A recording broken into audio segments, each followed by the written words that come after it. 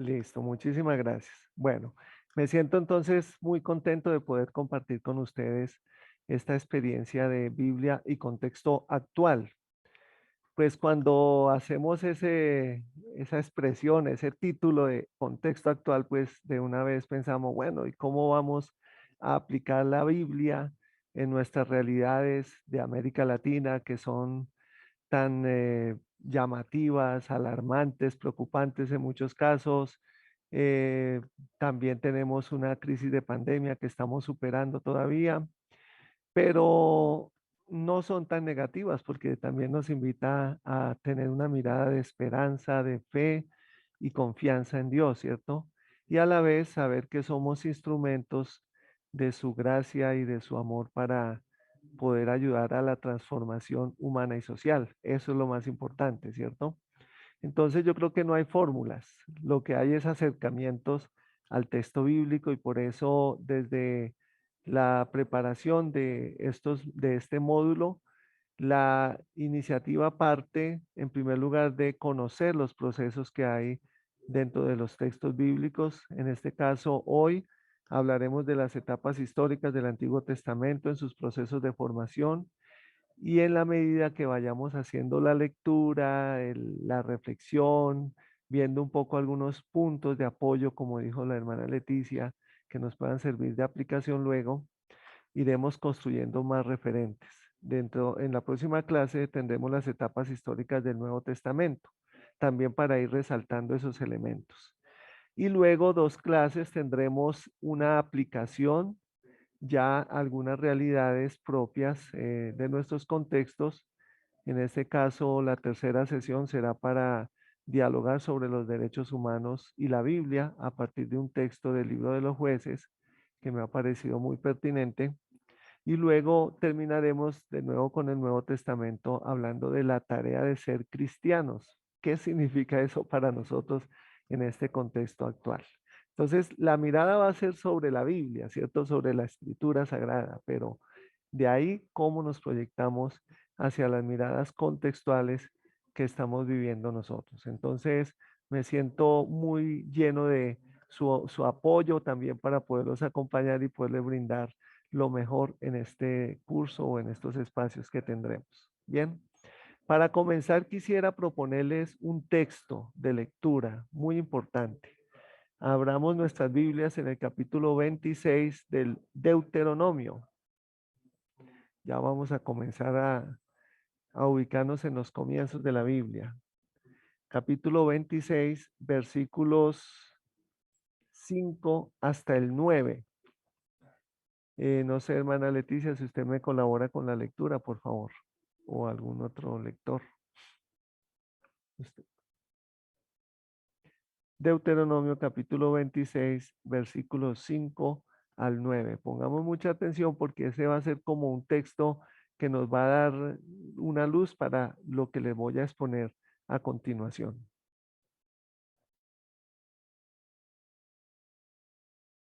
Muy bien, voy a leer en la versión Reina Valera del 60, Deuteronomio 26, del 5 al 9. Dice así: Entonces hablarás y dirás delante de Jehová tu Dios: un arameo a punto de perecer fue mi padre, el cual descendió a Egipto y habitó allí con pocos hombres, y allí creció y llegó a ser una nación grande, fuerte y numerosa. Y los egipcios nos maltrataron y nos afligieron y pusieron sobre nosotros dura servidumbre. Y clamamos a Jehová, el Dios de nuestros padres, y Jehová oyó nuestra voz y vio nuestra aflicción, nuestro trabajo y nuestra opresión. Y Jehová nos sacó de Egipto con mano fuerte, con brazo extendido, con grande espanto y con señales y con milagros, y nos trajo a este lugar y nos dio esta tierra que fluye leche y miel.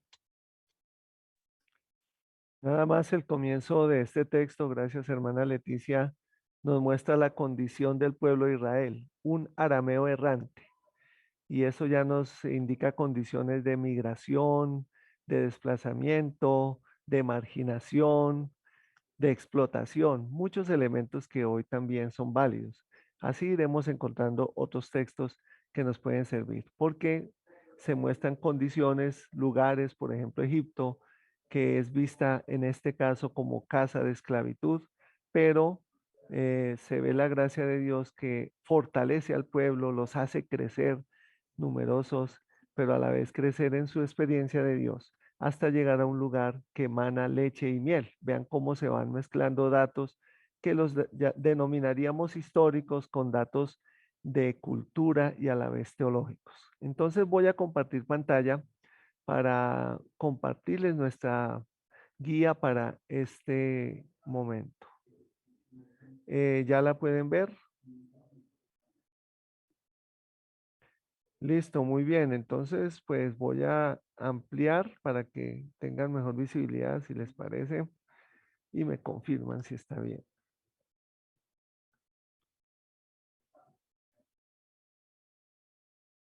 Bueno, muy bien. Entonces, el tema de esta sesión es el de las etapas históricas del Antiguo Testamento en sus procesos de formación.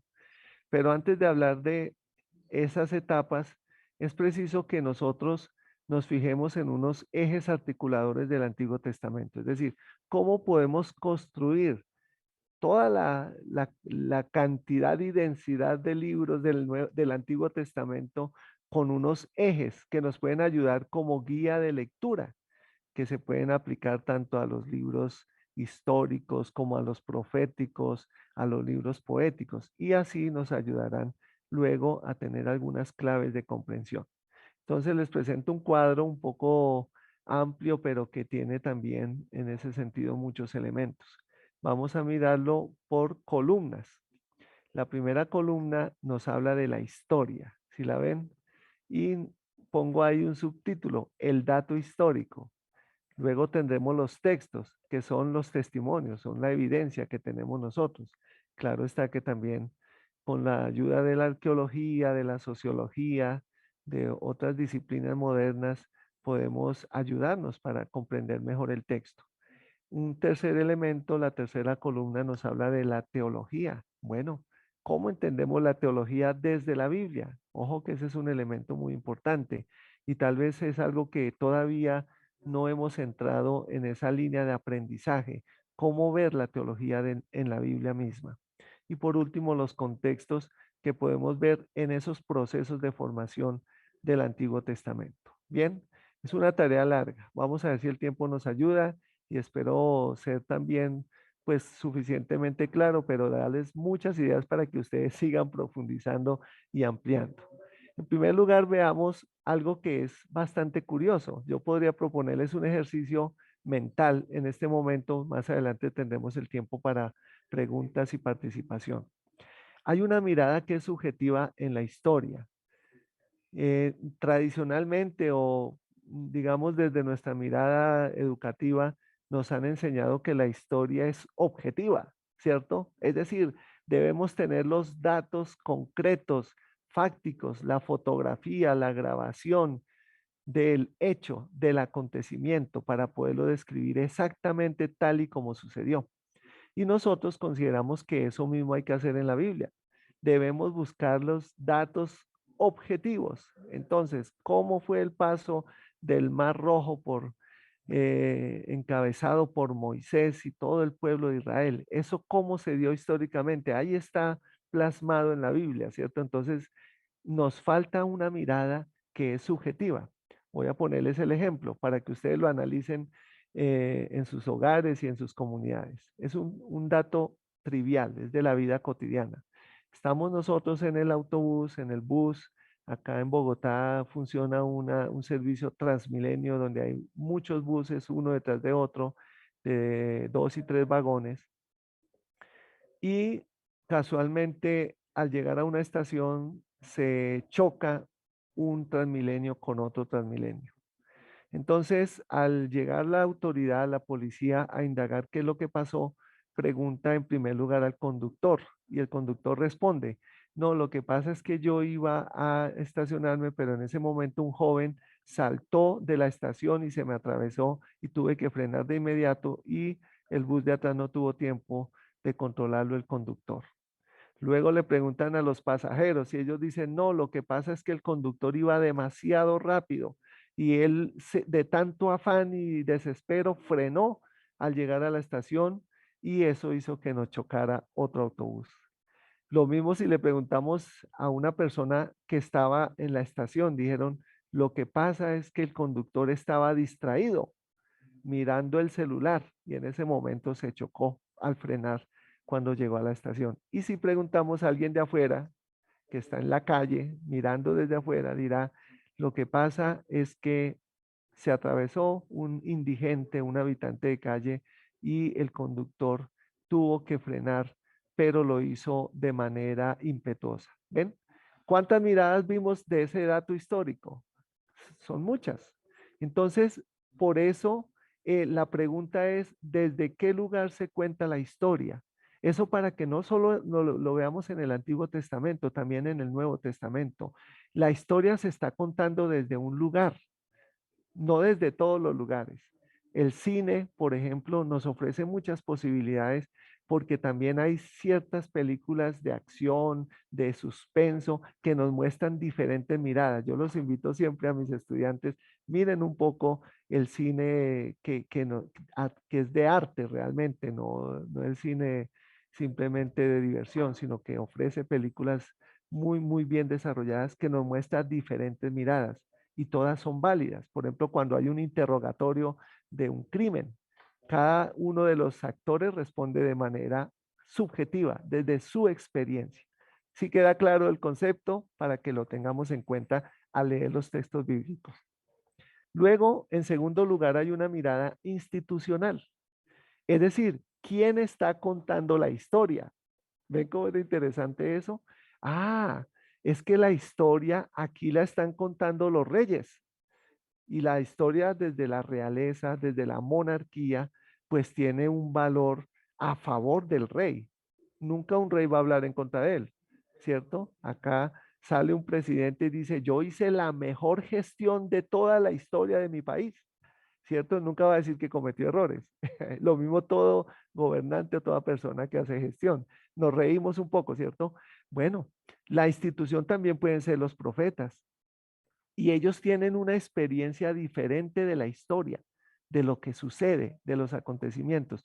Por eso ellos cuentan la historia de otra manera, porque su mirada no es la de la autoridad, la del poder, es la mirada del que está viendo los resultados negativos o positivos, favorables o poco favorables en relación con la fe de Israel. Vean cómo es importante ese dato. Así podemos ver también a los sacerdotes. Ellos también tienen su propia mirada y lo cuentan desde su mirada cultural, desde los aspectos del ritual, desde lo que exige Dios como pureza. Y ahí yo creo que ya vamos enfocándonos un poco en la Biblia misma. Hay muchos textos que cada texto que podamos ir leyendo nos da esas riquezas. ¿Quién cuenta la historia? Bien, no es una persona neutral. Quienes escribieron la Sagrada Escritura no lo hicieron de manera indiferente, eran actores activos y lo hicieron desde su mirada. Bien, claro también. Bueno, eso espero poderles aportar. Y la última línea de ese dato histórico es algo que hace unos años escuché precisamente a una novelista de África, de Nigeria. Ella tiene un nombre bastante extraño, es Chimamanda Adichie Ngozi, es un nombre bastante extraño y escribe novelas, pero ella también hizo una presentación y el libro salió hace un par de años, creo, que es el de El riesgo de la única historia. ¿Por qué? Porque nosotros consideramos que la historia es una sola, ¿sí? Entonces decimos, no, la historia solo está contada desde la tribu de Judá. La historia está contada solo desde los profetas. La historia está contada solo desde los sacerdotes. En este caso, actualizando un poco a los contextos, diríamos, la historia está contada desde los pobres o desde los ricos. No, ese es un riesgo que cometemos al ver la historia. Hay que verla desde diferentes maneras. Y pongo un ejemplo más para terminar esta columna y es la historia de la conquista, descubrimiento, de América, ¿cierto? Hay dos historias al menos, la historia rosa, que es la de España, y la historia negra, que es la de los indígenas que sufrieron, ¿cierto? La de los africanos esclavizados, ¿ven? Hay varias historias, entonces no podemos quedarnos con una sola historia, porque en ese caso estaríamos legitimando una sola mirada institucional. Y por eso ahí es que la Biblia nos puede aportar contextos de actualidad para las diferentes situaciones humanas. Algunas personas desde unas perspectivas teológicas dicen, la Biblia se escribió desde los pobres y para los pobres. Yo no estoy de acuerdo con esa afirmación, porque la Biblia se escribió desde el hombre y para el hombre. Es mejor, desde el ser humano y para el ser humano, sin distinción, pero sí para un llamado, ¿cierto? Una construcción de ser mejores seres humanos, mejor humanidad. ¿Ven cómo es de interesante? Entonces, pero hay que ver estos elementos. Bueno, vayan anotando sus preguntas porque creo que va a haber muchas y de mucho interés para todos dialogar. Pasemos a la segunda columna. Esto es una breboca, ya les he dicho. Luego vienen los textos. Los textos son el testimonio. Ya les he dicho, hay otros testimonios. La arqueología es un testimonio interesantísimo e importante hoy día. Eh, la cultura misma, lo que llamamos cultura material. Pero en primer lugar hay un legado de la tradición oral. Eso no lo podemos obviar nosotros.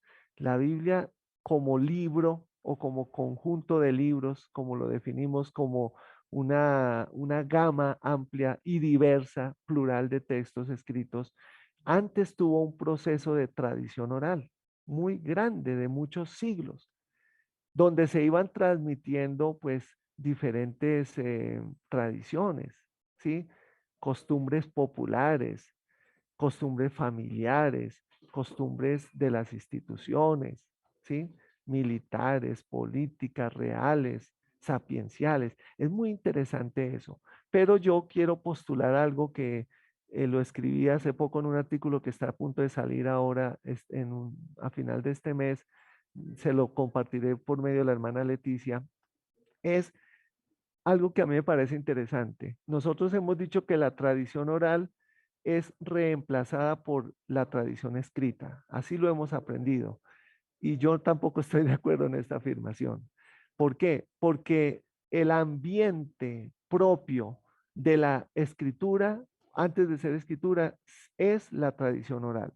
Pero cuando se entroniza el texto sagrado, lo podemos ver en Éxodo cuando Moisés recibe la ley y escribe, porque Dios le dice que escriba todos los mandatos, él hace un ritual de entronización del texto, pero la forma de hacerlo no es para que todos se pongan a leer.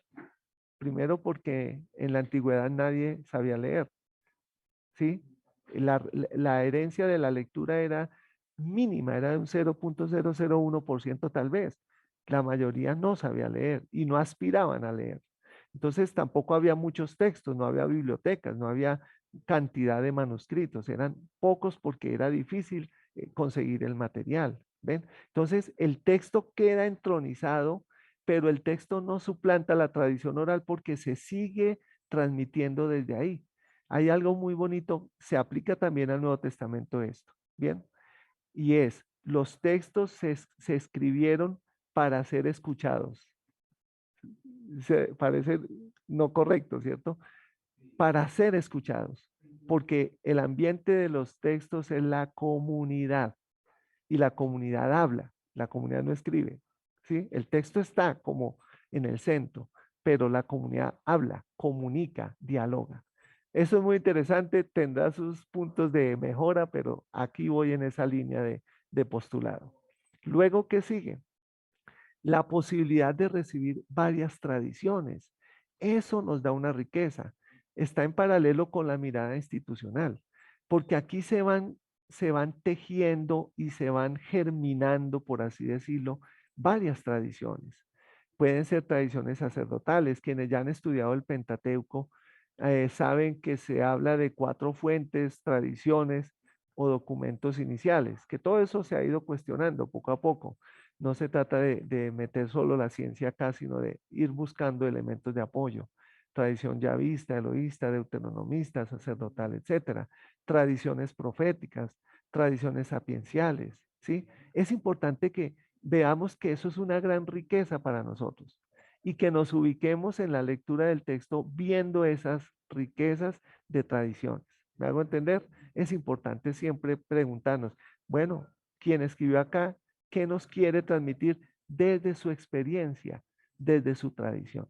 Bueno, y por último, en esa segunda columna viene el genio del escritor sagrado.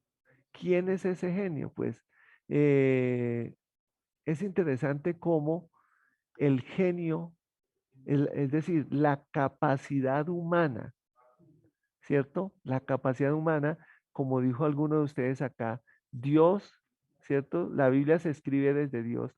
La capacidad del hombre que es iluminado por Dios, que es ungido por el Espíritu, pero esa riqueza humana no se pierde, sino que se potencia para transmitir por medio de su riqueza de la época literaria, ¿sí? Nos da unos aportes divinos, ¿sí? Para nuestra salvación, para construir comunidad, para transformarnos. Entonces vean cómo es interesante esa combinación de la gracia de Dios que actúa, que inspira, y el hombre, el ser humano, que pone sus talentos, pone su riqueza cultural, porque se escribió en una época, para escribir. Y ahí vienen dos aspectos que se trabajan mucho en los últimos años a nivel textual y crítica textual, literaria, etcétera, en la exégesis, y son compilación y redacción.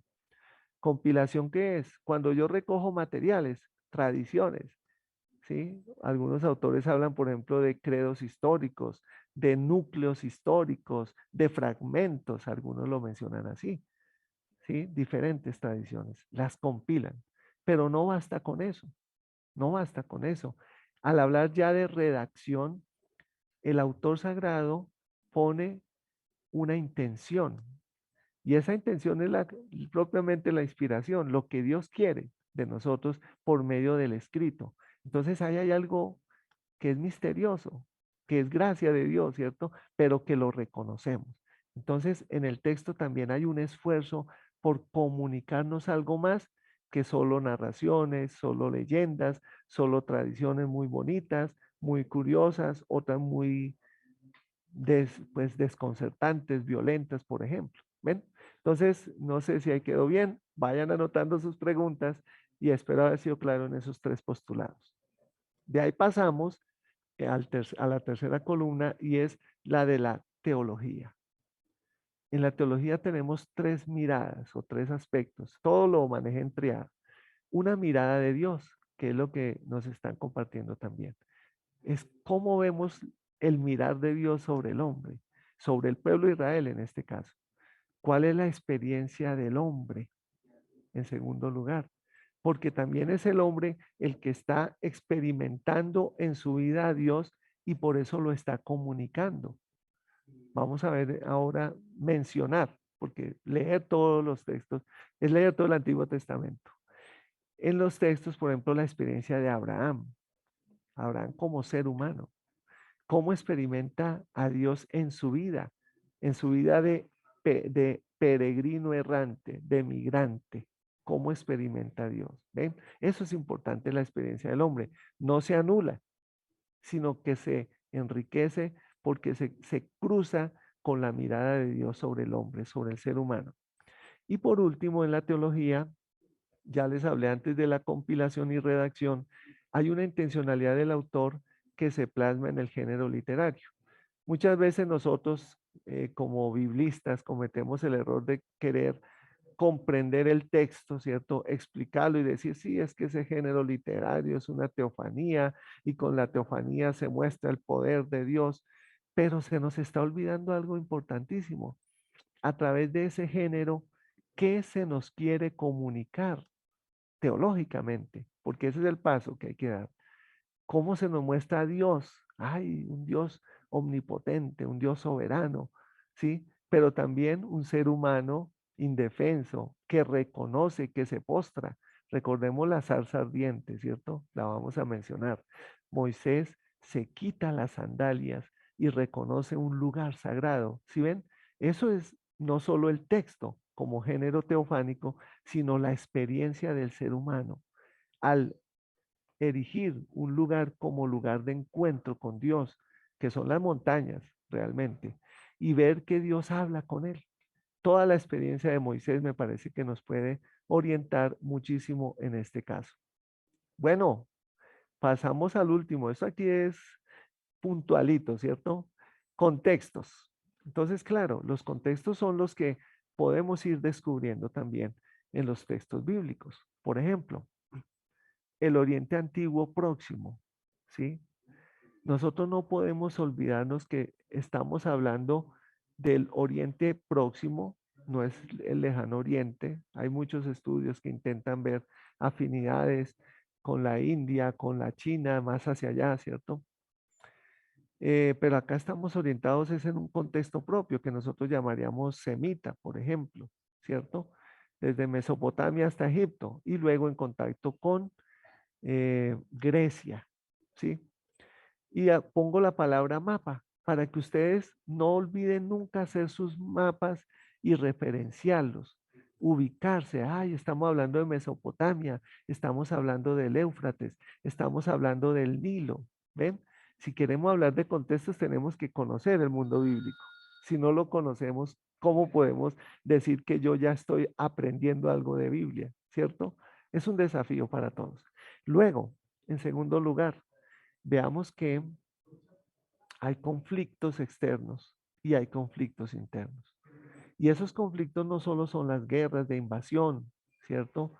Asiria, y recuerden que hay imperio antiguo y nuevo imperio. Antiguo imperio asirio, recordemos a Hammurabi y el famoso código de Hammurabi hacia 1700 antes de Cristo, pero también hay un nuevo imperio asirio que destruye Samaria en el siglo octavo, ¿ven? Antes de Cristo. Entonces, hay antiguo y hay nuevo. En nuestro caso bíblico son los nuevos imperios. También hay un antiguo imperio babilonio, pero el que tenemos acá en la historia bíblica es la destrucción de Jerusalén, año 586, nuevo imperio babilonio. Antiguo imperio persa sí es el que sucede a Babilonia porque en época anterior a los musulmanes, ya en nuestra era, hacia el 600, 500, 600, también hubo persas. Y luego sí viene el Islam, ¿cierto? Entonces vean cómo era interesante esa mirada de conflictos. Pero también hay conflictos internos, como lo mencionamos con las miradas, ¿cierto? Hay tensiones. Y las tensiones, queridos hermanos, no las veamos como algo malo a eliminar. No, descubramos que la Biblia también maneja tensiones. Es algo muy propio de la Sagrada Escritura, la tensión que hay entre sacerdotes y profetas, entre reyes y profetas, entre sacerdotes y reyes en algunos casos. ¿Ven? Entre pobres que reclaman y la corona, los reyes. ¿Ven? Es muy importante ver eso. Hay tensión poética, hay tensión apocalíptica. Esas tensiones hay que valorarlas. Por eso los conflictos también pueden ser internos. Cuando se destruye Jerusalén, no hubo una sola propuesta de reorganización. Hubo varias. Esas las vamos a descubrir. Y en esas es que emergen, esa palabra es muy importante desde este análisis que les propongo, que emergen miradas, emergen actitudes, emergen teologías, emergen formas de ser comunidad. Ahí es donde sí ya podemos hablar de contexto actual, porque también nuestras comunidades tienen realidades de vida. Y si no las conocemos nosotros, ¿cómo podemos decir vamos a ayudar, vamos a construir comunidad si no las conocemos? ¿Cierto? Hay que conocerlos. Bien, y por último, en los contextos hay unas miradas culturales que son importantes a partir del texto bíblico, que son los usos y las costumbres. Eso lo estudia la antropología cultural. Y vemos, por ejemplo, hay unos gestos muy hermosos en la Sagrada Escritura. ¿Recuerdan lo que hizo Abraham cuando llegaron tres personajes a visitarlo? Alguien que escriba rápidamente. ¿Qué hizo Abraham cuando llegaron tres personajes a visitarlo? Les puso música. ¿Quién escribe?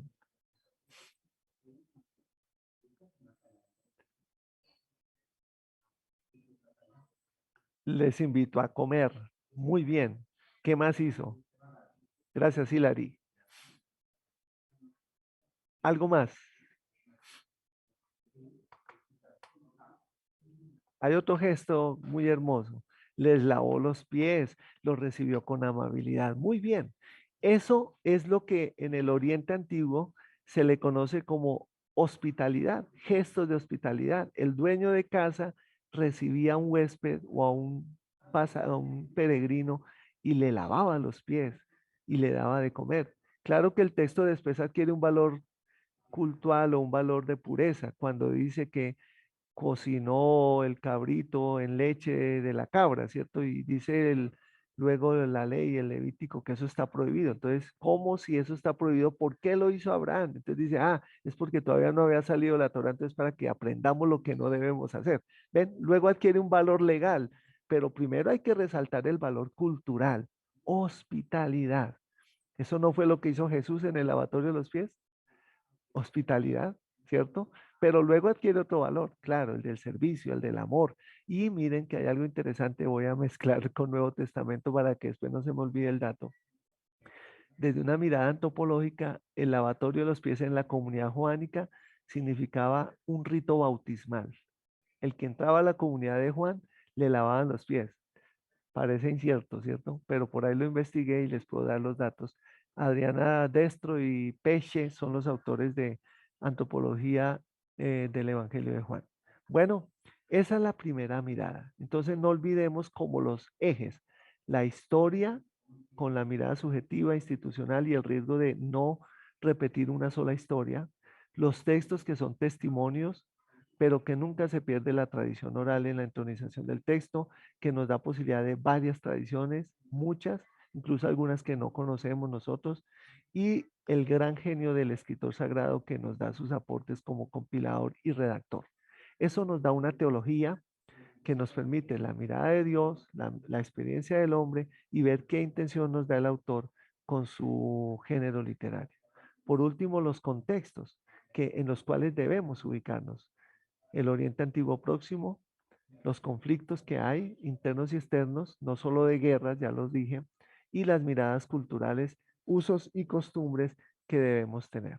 Bien, bueno, hermana, no sé si damos ya pie para preguntas o qué.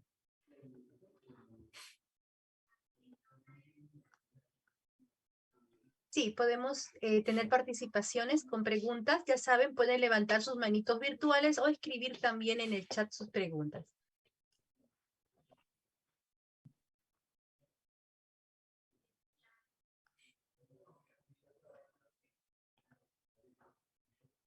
Ánimo. Bien, tenemos acá. La tradición oral siempre permanecerá aún si los avances tecnológicos aumenten. Sí, pero depende de nosotros. Ya sí, ya y sí. Y es algo que me gusta que lo preguntes porque eso para todos nosotros que somos evangelizadores, ministros de la palabra, es un desafío. Hemos dejado que la tecnología suplante la tradición oral entre nosotros. Muchas veces los padres no sacamos tiempo para hablar con nuestros hijos. Ahora creemos que es más fácil en un colegio educar a los niños que tengan todos tabletas o celulares o computadores para que todo se haga por ahí. No sé incluso si es su experiencia. La mía es aquí en mi país. Un doctor, un médico, cuando uno va a una consulta, él nunca mira ya ni examina a un paciente, sino que todo lo hace por el computador. ¿Qué tiene? ¿Qué le duele? Ah, bueno, listo. Y le dice a uno, tome este papel, vaya, pida esas medicinas y pida esta cosa. ¿Y con qué seguridad le puede decir a uno eso si ni lo examinó? Entonces, ya ahí sí, ese es un desafío. Depende de nosotros, porque la tradición oral es la manera de comunicar nuestras vidas, nuestras experiencias. Como docente veo que mis estudiantes no hablan. ¿Por qué? Porque han perdido esa capacidad de comunicar. ¿Cómo les fue el fin de semana? Bien. Díganme algo más. Muy bien. No dicen más. ¿Ven? Entonces, ahí te queda el desafío también y a todos nosotros. Adelante.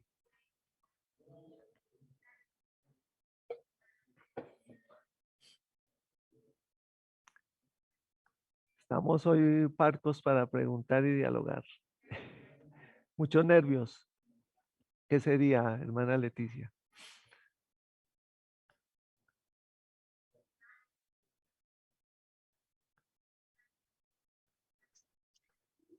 A ver, si es que no hay preguntas, también Avanzamos. podemos seguir avanzando, Sí, sí, y al final también damos un sí, tiempito más. vamos a poder dar más tiempo. Entonces sigamos, porque lo que viene es amplio. Yo quería preguntarles esto, pero lo voy a dejar para el ejercicio. No sé si hermano, usted puede compartirles el link para que cada uno de ustedes haga ese ejercicio en casa y yo después reviso y les hago la retroalimentación en la próxima clase. Para que ustedes en esa nube de palabra definan con 4 conceptos cuál es su experiencia de lectura y estudio del Antiguo Testamento, ¿sí? En relación con lo que acabamos de ver. Bueno, para mí la experiencia de lectura ha sido de curiosidad, por ejemplo, solamente curiosidad. Otros dirán, no, para mí ha sido de espiritualidad. No, no les voy a decir más palabras porque es su experiencia. Listo, el ejercicio les queda para que lo hagan en casa. Bien, bueno, entonces vamos a seguir. Este segundo momento, luego de las bases que les presenté como ejes analíticos, ejes dinamizadores y de comprensión, lo denomino ejercicio analítico. Entonces, esos 4 elementos, 4 ejes, los vamos a ver en el proceso de la historia de Israel, para ir destacando elementos de contexto. Como les digo, no solo se trata de ver situaciones de vulneración del ser humano, no, el contexto no solo es eso, hay otros contextos también. Entonces, por eso quisiera quitar un poco ese sesgo de que es lo que afecta al hombre, al ser humano, lo único contextual. Entonces, la historia bíblica de Israel, nosotros la podemos estructurar en 4 momentos, no son los únicos, realmente que nos pueden servir como estructura de análisis, ¿sí? Con los 4 ejes mencionados. En este caso se trata que los textos bíblicos nos dan muchas evidencias, pero esas evidencias se articulan, yo digo acá, vehiculan en la historia. ¿Por qué?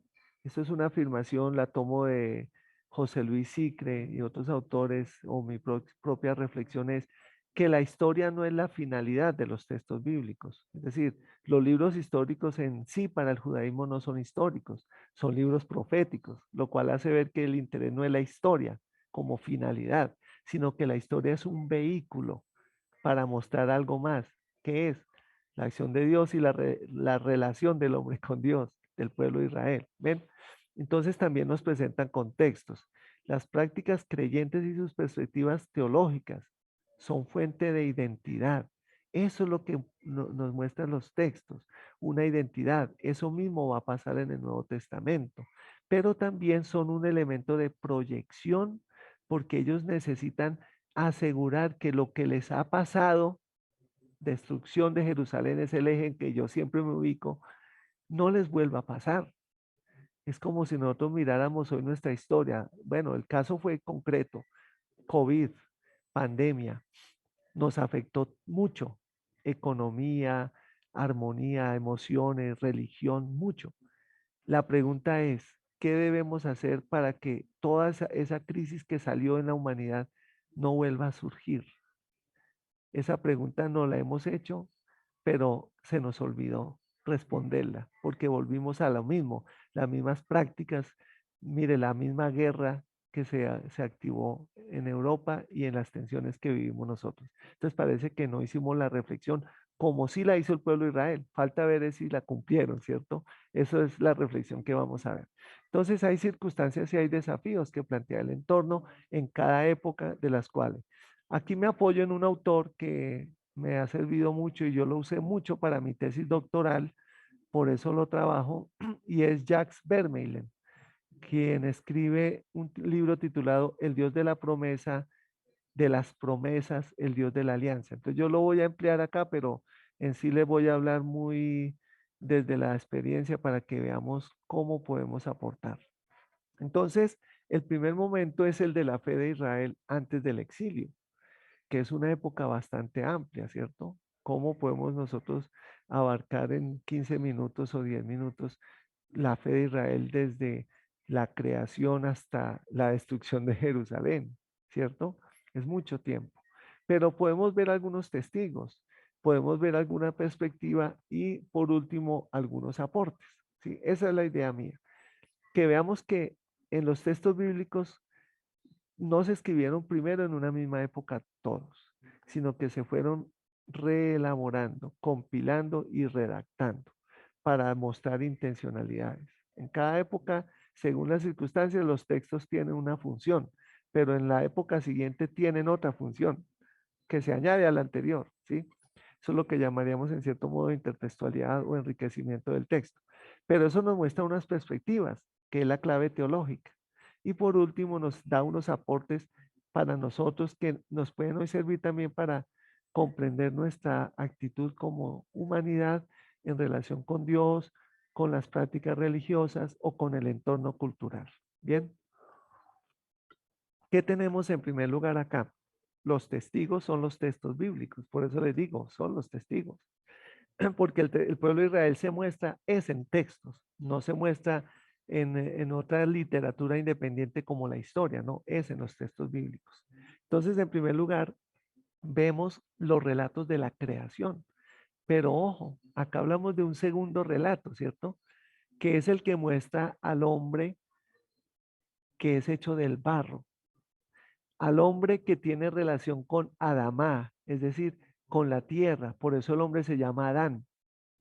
Adán es hijo de Adamá. Adán, Adamá, es hijo de la tierra. Y yo sé que acá a nivel de antropología habrá algunas discusiones porque unos dicen, no, el hombre no tiene nada que ver con la tierra porque Dios lo hizo diferente. Y otros diremos, el hombre es hijo de la tierra. Por eso nuestro primer llamado es ecológico, a conservarla, no a destruirla. Y no lo estamos haciendo, sobre todo veamos la Amazonía, ¿cierto? Entonces se multiplica la humanidad, lo que es el relato del diluvio universal, que va a dar pie a una reflexión de cómo la humanidad se va degradando. ¿Ven? Esa es una reflexión, porque acá los textos muestran la reflexión histórica, teológica y contextual del pueblo de Israel. Eso es lo importante. La situación de los hermanos Caín y Abel, donde un hermano se va en contra de otro hermano. ¿Recuerdan lo que vimos en la presentación anterior? Tensiones internas, que nos puede mostrar un pueblo de Israel que no es unificado. No es que todos piensan igual y actúan igual, que en esas tensiones se puede tipificar con un texto como el de Caín y Abel, y no está lejos tampoco de nuestras realidades. Y por último, ahí en este primer segmento, la Torre de Babel, que muestra la supremacía de un imperio como lo es Babilonia o como lo fue Asiria con su capital Nínive, pero también la capacidad de creer que ellos pueden dominar a todo el mundo. Y por eso viene el texto a decir que Dios en Babel confundió las lenguas. Es una respuesta que se da desde la cultura, porque el texto en sí no explica el origen de las lenguas, sino que se comprende para explicar el problema de la soberbia humana del imperio para ser destruido después. Bien, pero da una riqueza que es la variedad de lenguas que será solucionada en Pentecostés, donde todo mundo escuche hablar de Dios en las muchas lenguas. Esa es la riqueza. La historia de Jacob, ¿sí? Todas las intrigas que tiene con su hermano Esaú, cómo vive allá donde Labán, que es el suegro, cómo es la situación con sus dos esposas, ¿cierto? Tenemos la historia de José, que es muy significativa porque esta historia rompe con el modelo de narrativa propia israelita y nos ayuda a ver elementos propios de Egipto. De ahí que hablemos de una tradición del desierto, que es del reino del norte realmente, que nos habla de sueños, nos habla de esa intriga de los hermanos que lo traicionan y cómo él eso providencialmente lo lleva a Egipto a ser y a convertirse en un gran personaje que va a ser instrumento de salvación para sus hermanos después. Vean cómo es interesante ver esos elementos textuales acá. La historia primitiva de Moisés, salvado de las aguas, pero que también su nombre puede indicarnos Moisés es hijo de qué Dios, porque nosotros vemos algunos faraones como Ramsés, que consideramos que Ramsés, MSS, es el hijo de Ra. Entonces Moisés, MSS, es el hijo de quién. Entonces se irá descubriendo en el texto del Éxodo, a partir de la liberación, del Sinaí, del desierto, que Moisés es hijo de Jehová, de Dios, de Yahvé, ¿cierto? Entonces es importante ese sentido original. Y luego vemos los conflictos que hay entre Saúl y David, que son muy primitivos, porque son anecdóticos. Miren todos los poemas que hay en esos capítulos de Samuel 1 y 2, cómo las muchachas le cantaban a David. Esos poemas son muy antiguos, ¿cierto? Esas odas y aclamaciones. Pero también la historia de David, que nos muestra toda una intriga que no es original únicamente de la Biblia, sino que también la vemos en los reyes de Mesopotamia, Asurbanipal, Sargón, todos estos, de Uruk, que también tuvieron sus intrigas, sus situaciones de corte para llegar al palacio a ser el rey. ¿Sí? Entonces, eso es interesante leerlo en Samuel y Reyes. Tenemos proverbios antiguos que nos hablan pues de esa condición humana en relación con la creación, porque aquí vean que la mirada siempre va en relación con la creación. Poemas mesiánicos y reales, ya aquí vamos dando un paso hacia la monarquía. Si ven cómo los textos nos van orientando, nos van llevando a comprender el proceso histórico, sin necesidad de hacer historia, sino dejando que los textos nos vayan llevando. Entonces, por ejemplo, el Salmo 2, miremos el Salmo 2 que nos dice para también que el texto nos vaya mostrando algunas miradas, ¿cierto? Porque lo importante es el texto, porque todo esto parte del texto, no de la imaginación teórica, ¿cierto? ¿Sí? ¿Por qué se amotinan las naciones y los pueblos maquinan proyectos inútiles? Los reyes de la tierra se sublevan, los príncipes conspiran contra el Señor y su ungido, su ungido. Ven, aquí ya hay una mirada de la realeza. Bien, rompamos sus ataduras, liberémonos de su yugo. El Rey de los cielos se sonríe, mi Señor se burla de ellos. Entonces noten cómo los salmos nos muestran el valor de la realeza, no solo humana, sino Dios es el Rey. Eso lo vamos a ver aquí más adelantico. Otro elemento interesante de los textos es las leyes antiguas que están en el decálogo del Éxodo 20, recordemos las 10 palabras, decálogos, y el famoso código de la alianza que está en Éxodo 20, 22 al capítulo 23, y el famoso código deuteronómico que está en los capítulos 12 al 26 del Deuteronomio. ¿Qué tenemos en estas leyes? Miren que es algo muy importante que nos muestra el valor ya aquí del contexto, y es que ellos en estas leyes muestran cómo se favorece el derecho del pobre, cómo se favorece el derecho del extranjero, incluso la protección de la mujer, pero que poco a poco al mezclarse o al entrar en esa discusión y diálogo con otras tradiciones, se va desplazando. Entonces, el extranjero no tiene que ver con el pueblo de Israel. El pobre ya no puede recoger lo que va quedando en las esquinas y hasta llegar hoy a nuestros días. Yo recuerdo en mi infancia en el campo, sembraban y decían, ya se cogió, recogió la cosecha, ahora pueden ir ustedes a recoger. Y uno iba emocionado a buscar y mucha gente de muchas necesidades iban y recogían papas, zanahoria. Hoy día nadie puede hacerlo. Si alguien lo hace, están con armas los guardianes allá, los celadores. Entonces se perdió el derecho del pobre. Y eso es anterior a la monarquía, el derecho del pobre. Bien, lo vemos en el libro de Ruth, ¿cierto? Que es muy hermoso cómo se muestra ahí. Y los santuarios locales. Israel no nace con el templo de Jerusalén, eso debemos tenerlo claro. Antes, en su proceso de conformación, vivieron una experiencia de santuarios locales, el santuario de Betel, el santuario de Gilgal, el santuario de Silo. Y eso es hermoso, reconocer esa perspectiva de formación hasta que llegaremos a una mirada de Sión como el gran monte donde se reunirán todas las naciones y de allí saldrá la paz. Recuerdan los salmos de las subidas. Leamos Isaías capítulo 2, versículos 2 al 4, hermana Leticia, por favor. ¿Qué nos dice Isaías capítulo 2, versículos 2 al 4?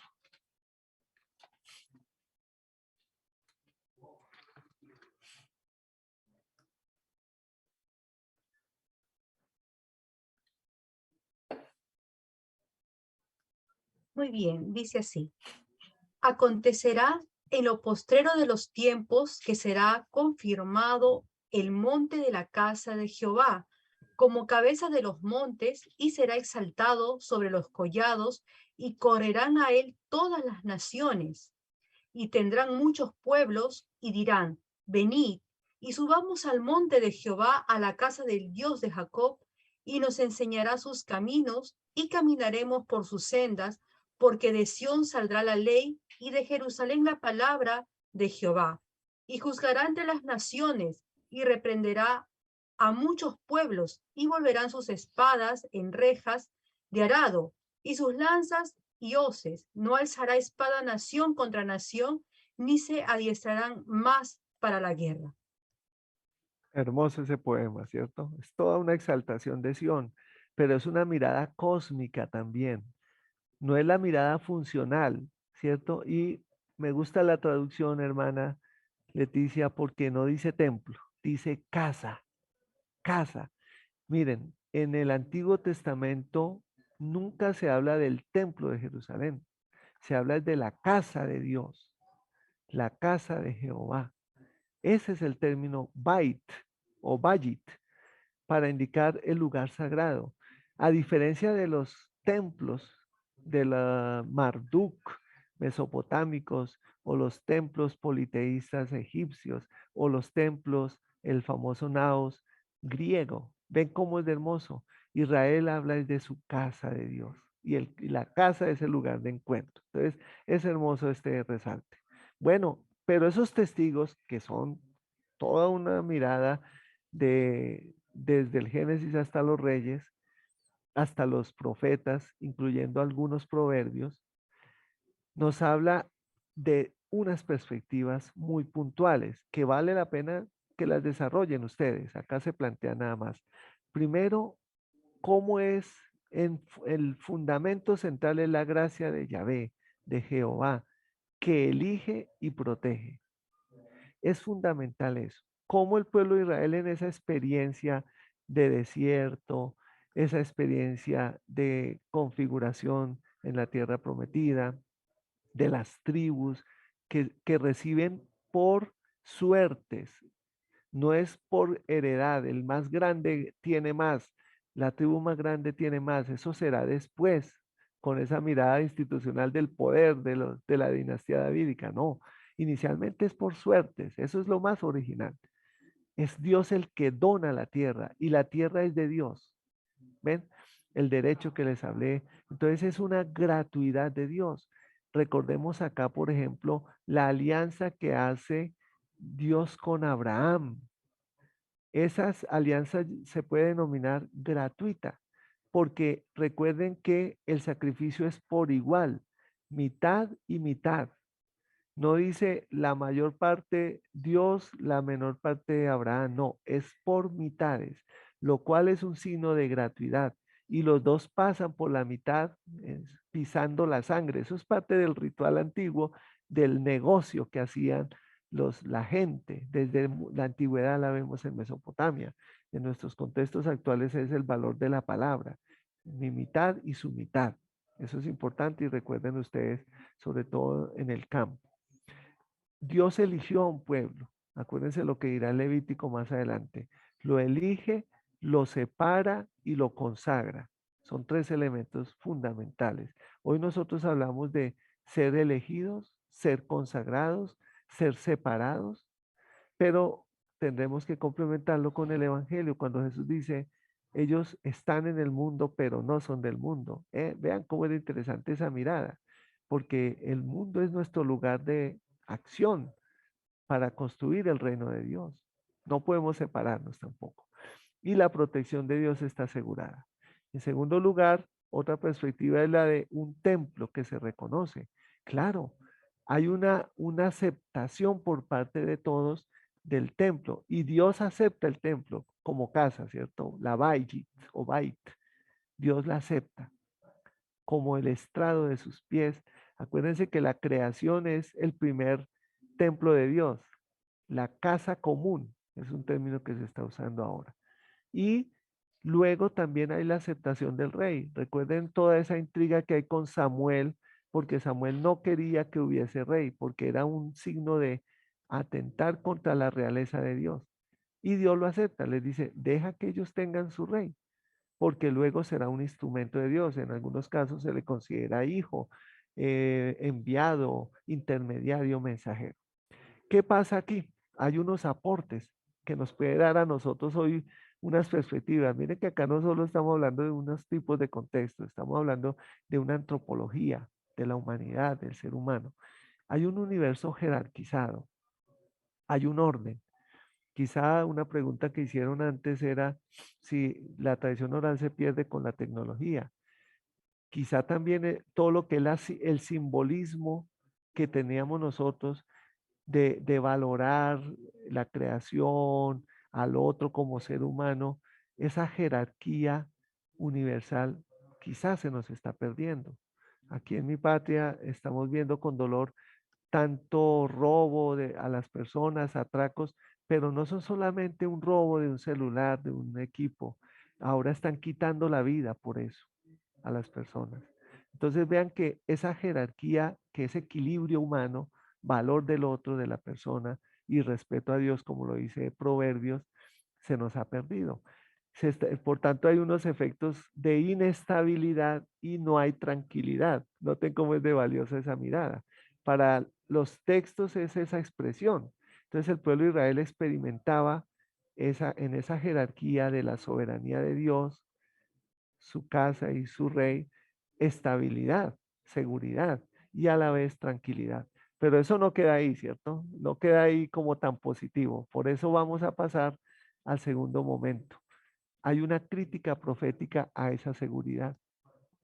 Entonces vean cómo es de importante que cuando todo se comprende cosmológicamente, cósmicamente, cuando hay estabilidad, hay también descuido por parte del pueblo de Israel. En ese caso vienen los llamados profetas de conversión o de la conversión. Ya hablé de Samuel, que es uno que se opone mucho porque dice que el ser rey los va a someter al pueblo, los va a explotar, se va a llevar sus hijos, etcétera. Natán, el profeta que reprocha a David su pecado con Betsabé. Elías, que va a denunciar la, digamos, idolatría en la cual cayó Ahab y su esposa, pues por medio de su esposa Jezabel y los cultos a Baal, fenicios y cananeos. ¿Ven? Y Eliseo que con su acción también muestra el poder de Dios, porque Eliseo es el profeta de milagros en el Antiguo Testamento. Y es muy interesante esa mirada. Entonces, vean que aquí ya se va. Pero vean los profetas del siglo octavo. Noten que esto es para seguir estudiando todo el tiempo la Biblia. Cómo aparecen Amós, Oseas, Isaías y Miqueas. A ellos se les llama también los profetas de la denuncia social o de la justicia social, porque ellos empiezan a mostrar un desequilibrio, que lo mencionamos antes, y hace ver que los gobernantes, los sacerdotes, los ricos, se pervirtieron desviaron de la ley, dejaron de cumplir la ley, el derecho del pobre, del huérfano, de la viuda, el respeto a una jerarquía institucionalizada desde Dios. ¿Sí ven cómo es de interesante? Hay un reproche al culto. Ojo, no es que los profetas no quieran el culto, sino a la forma como se realiza, porque es superficial, porque no es, acuérdense esa frase tan bonita de Oseas 6, misericordia quiero y no sacrificios, porque sus sacrificios son llenos de mentira y de engaño. ¿Ven? Entonces acá sí hay contexto también y hoy nos puede ser un llamado de atención para nosotros. Vean que acá podemos ir haciendo actualizaciones. El fin de la monarquía son los profetas Sofonías, Nahum, Jeremías, Ezequiel. Jeremías apoyó la reforma de Josías, una reforma apoyada en la escritura, en el códice deuteronómico posiblemente, ya mencionado. Pero Jeremías pronto se separó porque vio que era superficial. Dijo, no, Josías lo que quiere es ganar, recaudar dinero, diezmos y todo eso para sostener el culto, los sacerdotes, la nobleza. ¿Y dónde está la renovación de corazón? ¿Ven? Bueno, por eso hay una invitación a la buena conducta y eso es lo que invitan los profetas. Chup es el verbo, chup, volver, retornar, sajar es el otro verbo, sacar, podría ser sacar, recordar, recordar todo lo que Dios ha hecho por ellos, volver, chup, cambiar, conversión. Entonces se necesita fidelidad interior y se necesita aquí, nace lo que es la famosa retribución. El que es fiel, Dios le va a ayudar. Al que no es fiel, Dios no le va a ayudar.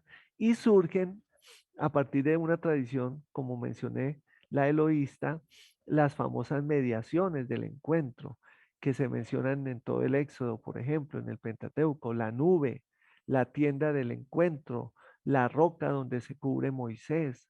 Es importante ciertas mediaciones que surgen, es decir, ese contacto directo con Dios por esa desviación, por esa falta de conversión, se van perdiendo. Entonces, la tradición eloísta dice, un Dios que camina al lado del hombre, que escucha sus pasos como lo hizo Adán, que se escondió y le dio miedo, ¿cierto? Ese Dios no puede ser tan posible, hay que poner distancia, ¿ven? Hay que poner distancia. Dios exige qué? Jehová que exige llamado a la fidelidad, conversión. Por eso también se critica en este caso el culto y se amenaza el templo, como ya lo dije, la casa. Y se critica el poder y se amenaza la dinastía. Claro, acá se muestran las cualidades de Dios. Vean que los profetas también lo dicen, principalmente estos preexílicos. Dios es santo, es el único, es el Señor del universo. Dios es exigente, Dios es justo, Dios es benévolo. ¿Y cómo es el hombre? ¿Cómo se descubre al hombre? Débil, pero con libertad para escoger. Y a la vez actor de la historia. O sea, la historia no es casualidad. El hombre es sujeto de la historia. Entonces esa es la reflexión que tenemos ahí. Bueno, entonces ya vimos cómo hay una crítica a esa comodidad que surgió inicialmente porque todo iba saliendo bien. ¡Pum! Los profetas que se quejan. Ya viene el segundo momento que es el del exilio. Y aquí vienen algunas actitudes. Hay dos actitudes y se ven en los textos. Unas que son pesimistas y otras que son optimistas. No voy a mencionar las optimistas. ¿Por qué? Porque corresponden a la perspectiva sacerdotal. No quiere decir que sean malas, no.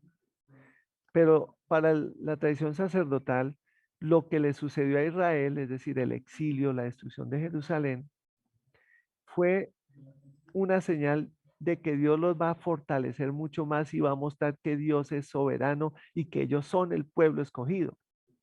¿Ven? Eso es optimista. Que lo que pasó es transitorio, ¿sí? Que no pasó nada, que fue algo muy casual, pero que Dios no se va a retirar. En cambio, las teologías pesimistas son las que hace una tradición muy importante del Pentateuco y de los libros históricos que manejamos nosotros, y es la reflexión. Y miren esta pregunta tan interesante. ¿Por qué sucedió la destrucción de Jerusalén y el exilio? Esa es la gran pregunta. Claro, nosotros en nuestros contextos actuales pudimos preguntarnos, ¿por qué fue la pandemia? Y seguramente ustedes hicieron muchos ejercicios en comunidad y muchos decían, es que Dios nos castigó. Otros decían, es que eso ya estaba escrito y así debería suceder. Es que los que murieron era gente mala y por eso murieron. Yo escuché muchas respuestas así. Hay que hacer reflexión. Y hay que hacer reflexión consciente primero desde el pueblo. El pueblo debe ser consciente de por qué sucedió esto. Entonces esas teologías nos muestran igual testigos, perspectivas y aportes. ¿Qué se hace? Se hace una relectura del decálogo. Se muestra, por ejemplo, la caída como un elemento fundamental. Es decir, aquí se muestra que el pueblo fue débil. Aquí se muestra que no fue solamente Dios que castigó, porque esa concepción de que Dios castiga porque sí, no es válida. Ellos dicen, no, nosotros caímos. Fuimos nosotros los culpables de la destrucción. Y por eso se plantea la reflexión entre Caín y Abel cuando Dios le pregunta a Caín, Caín, porque leamos el texto, Génesis 4, ¿cierto? Donde dice, ¿por qué andas cabizbajo? ¿Sí recuerdan ese texto? Para mí es un texto de reflexión que nos ayuda a mirar nosotros, ¿sí? Eh, capítulo 4, versículos 6 al 8, 6 y 7 nada más. Leamos, hermana, por favor, capítulo 4, versículos 6 y 7 del Génesis.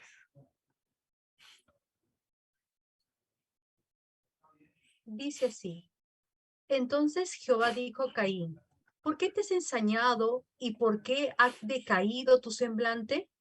Si bien hicieres, ¿no serás enaltecido? Y si no hicieres bien, el pecado está a la puerta. Con todo esto, a ti te será su deseo y tú te enseñorearás de él. Bien, ¿ven? Eso es una reflexión. Si nosotros lo miramos desde la psicología y desde el campo de la moral, esta pregunta que le hace Dios a Caín es lo que nosotros llamamos conciencia, ¿cierto? Desde esa mirada de las disciplinas. Es la conciencia. ¿Por qué andas así? Algo hiciste. ¿Qué te está pasando? Pero él todavía no había actuado, ¿cierto? Él se sentía incómodo con su hermano Abel.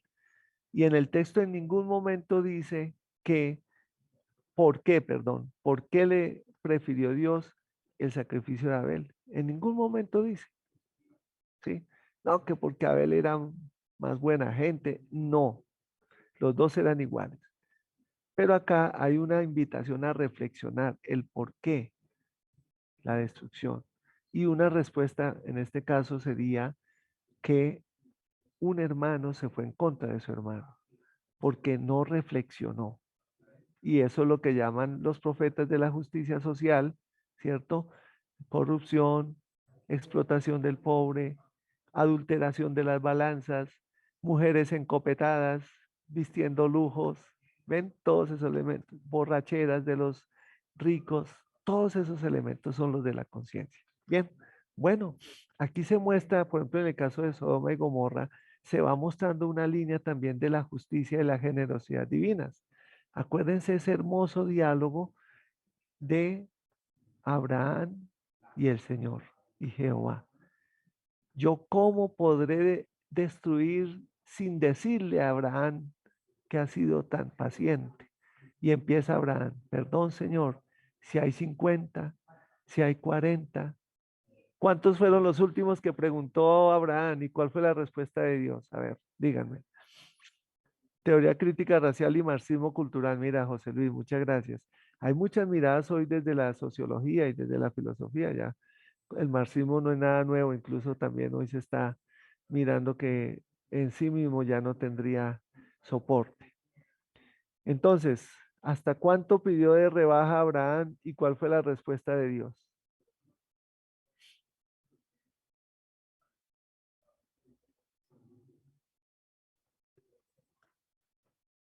Alguien que escriba, ¿cuántos justos preguntó Abraham y qué le dijo Dios? Solo 10. ¿Y por 10 qué iba a hacer Dios? Johnny, perdonar a todo el pueblo, ¿cierto? Vean aquí cómo se maneja eso, gracias. Cómo se maneja la justicia y la generosidad divina. La justicia. Ninguno hubo justo ante Dios. Por eso se salvó Lot y sus hijas y su esposa, y aún así su esposa miró atrás. Entonces noten cómo el texto nos muestra esas miradas, porque Dios es generoso, Dios dio la posibilidad. Si hay 10 justos, no destruyó las ciudades y fueron destruidas. Entonces no es un castigo, es una consecuencia, ¿cierto? De la acción humana. Entonces vienen algunos anuncios de liberación. Vean cómo se empieza a tejer una luz de esperanza en medio del pecado o de la incapacidad del hombre escuchar la ley. La zarza, ¿sí? El paso del mar rojo, el don del maná, todo eso son signos de fidelidad y de compromiso. ¿Alguien me puede decir cómo se caracteriza el pueblo de Israel en el desierto? ¿Cuál es la principal característica del pueblo de Israel en el desierto? Escríbanme palabras. Creyente, quejones, se quejaban todo el tiempo, vean, inconformes, ¿cierto? Entonces noten que la mirada del Éxodo sobre el pueblo de Israel en el desierto, en este caso es un pueblo que murmura, que se queja y es un pueblo de dura cerviz. Luego el desierto no les sirvió a ellos para nada. Es necesario volver al texto de Isaías, ¿sí? Segundo Isaías, bien, Berly, gracias Hilary, para descubrir que el pueblo de Israel en el desierto se purifica. Ese es el segundo Isaías. Entonces, la mirada original del Éxodo, así es, José Luis, no somos mejores. La mirada del Éxodo es, el pueblo es débil, murmura. La mirada de Isaías 2 es, capítulo 40, que el pueblo se purifica en el desierto. Y la mirada de Ezequiel, Jeremías, es que el pueblo se enamora de Dios en el desierto. Si ven que son tres miradas diferentes, lo cual nos quiere decir que hablar del desierto no es igual en cada una de las épocas de Israel. Y si lo miramos en el Evangelio, en Jesús, la mirada del desierto es diferente. ¿Sí? Eso es a lo que quiero llevarlos a ustedes a que veamos esas diferencias de los textos según los contextos en que están viviendo. Se releen también los libros proféticos que hacen ver la responsabilidad de Israel en la catástrofe. Israel es culpable. Aquí no se salva Israel. En cambio, en la tradición sacerdotal que es optimista, dicen que no importa que Israel se haya equivocado, Dios los va a liberar y a perdonar porque Dios es soberano y ellos son su pueblo. ¿Ven?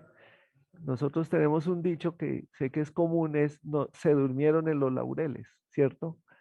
Bien, ¿cuáles son las perspectivas que nos maneja acá esta sección de textos ya redactados, porque son los mismos prácticamente de la primera mirada? Aquí se muestra la alianza. Acuérdense la palabra berit, ¿sí? Que tiene un esquema, que se nos va dando ese esquema de la famosa berit, de la alianza. También estamos viendo que ese pacto es diferente al pacto con Abraham. ¿Alguien me puede escribir lo que yo les mencioné antes de cómo fue el pacto de Jehová, de Yahvé con Abraham? ¿Lo recuerdan?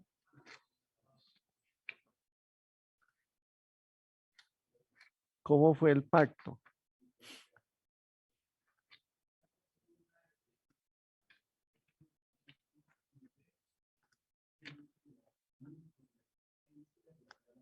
Igual, gratuito, por igual. Dios no le exigió más a Abraham, sino lo mismo, mitad y mitad. En cambio, el pacto del Sinaí es desigual. Y espero no ser confuso para ustedes, porque Dios está arriba y el pueblo está abajo. Dios es el soberano y el pueblo es el vasallo. Es otra mirada diferente. El pacto de Moisés en el Sinaí es diferente al pacto de Abraham en el libro del Génesis. Cambia. Y el esquema muestra, por ejemplo, les voy a mencionar los elementos.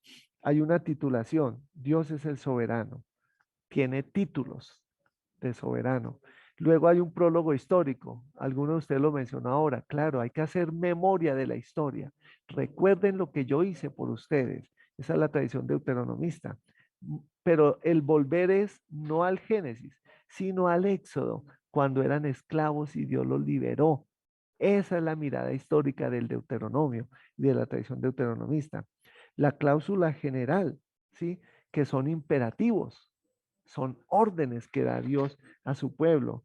Luego estipula algunos aspectos particulares, por ejemplo, los casos que se están dando, lo que es el derecho casuístico para quienes estudian derecho, son abogados.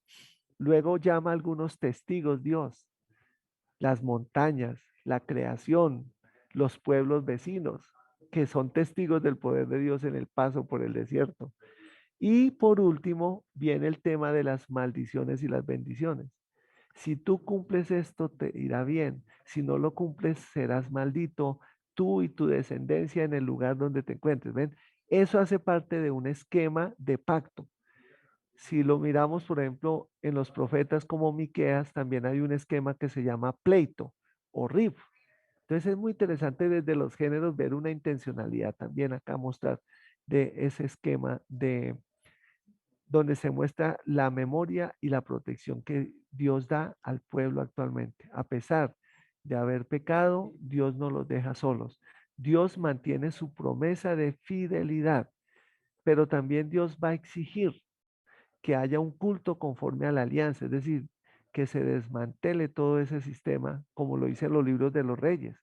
Acuérdense que construyeron altosanos, que rindieron culto a ídolos, todos esos elementos.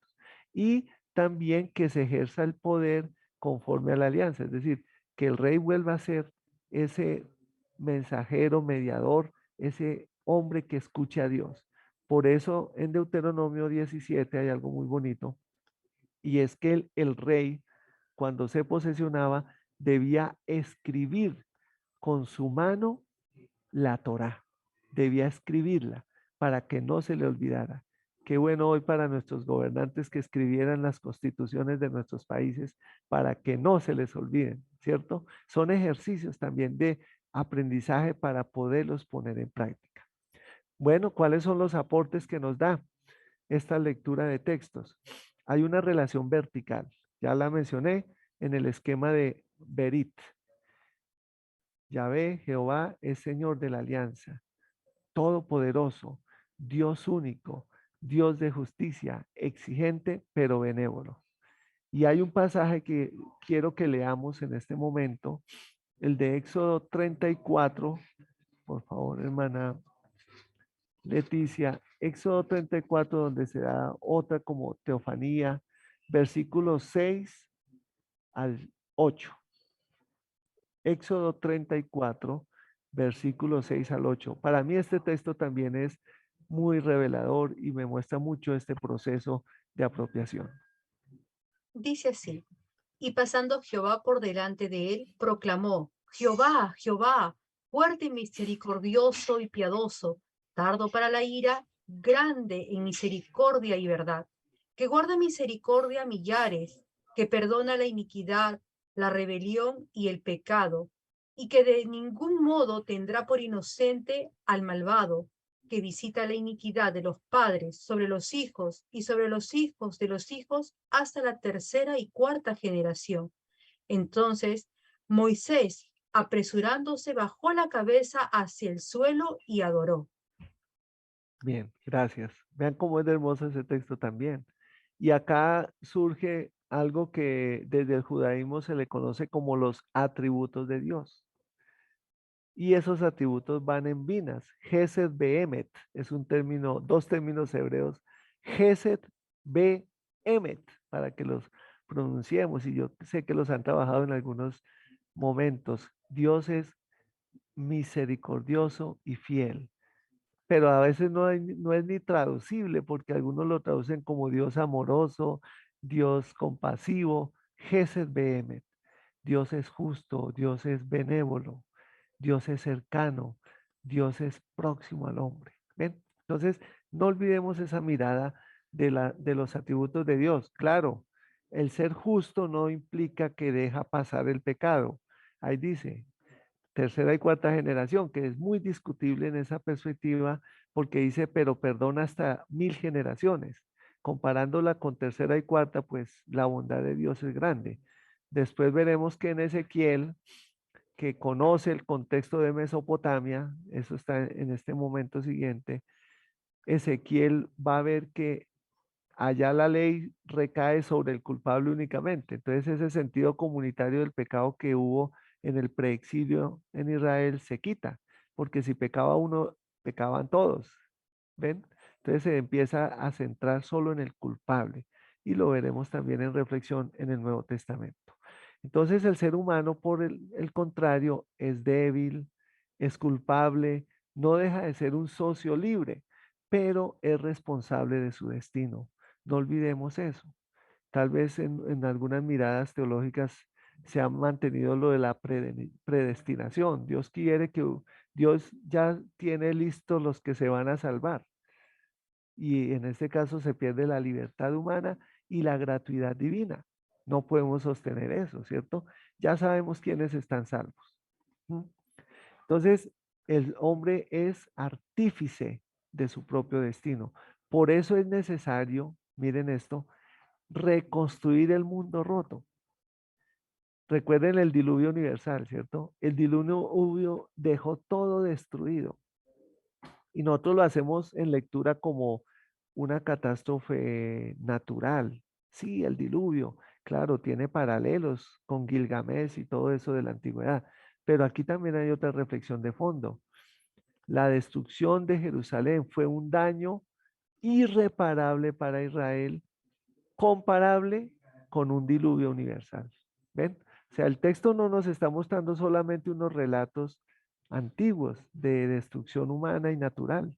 No, está mostrando la gran catástrofe que fue perder el templo y la ciudad santa, tan comparable como un diluvio.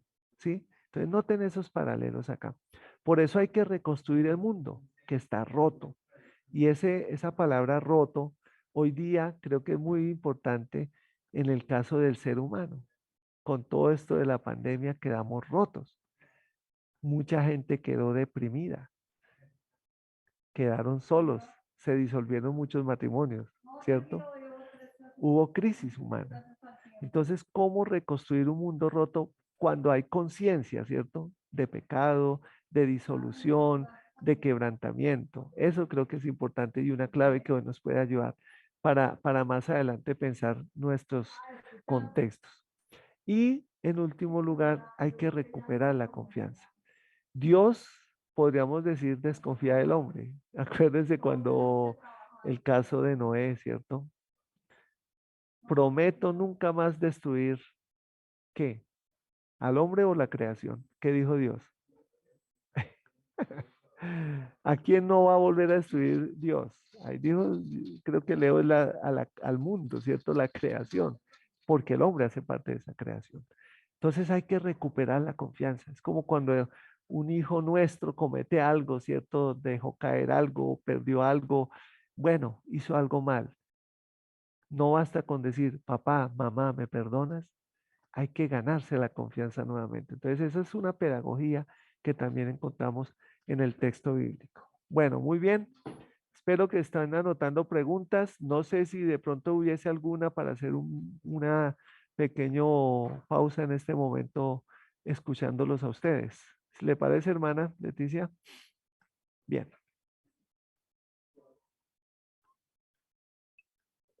¿Alguna intervención, comentario para leerlo acá en el chat? Ya hay algunos aportes que han dado ustedes, entonces si alguien tiene algún otro aporte sobre estas dos miradas, unas teologías más pesimistas que son las que ayudan a ver la culpabilidad de Israel en toda la catástrofe que sucedió y cómo eso lo proyectan y lo dejan ver y lo enseñan en los textos bíblicos, cómo hay denuncias, por ejemplo en el caso anterior cuando salen todos esos profetas a denunciar y hay unas miradas de castigo, de denuncia, llamémoslo así, social también, pero a la vez se va tejiendo una esperanza, una posibilidad de.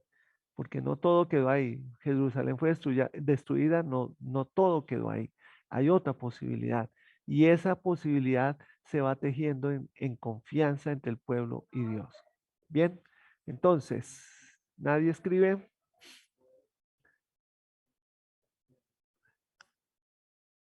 Espero estén quedando inquietudes, porque esto no se digiere fácilmente, ¿cierto?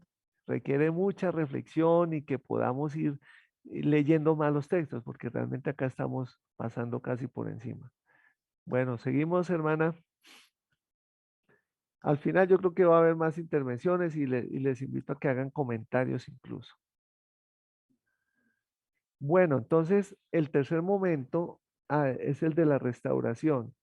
Dice Jaisi, la tierra será destruida porque Dios dijo que pasaría, pero su palabra no. Pero volvamos a la reflexión. No es solamente decir que va a haber una destrucción, sino que hay unas causas. Y en esas causas somos nosotros quienes debemos hacer la reflexión, como lo hizo el pueblo de Israel y lo refleja en los textos. Podemos establecer una secuencia, ¿cierto? Y esa secuencia se plasma desde la creación.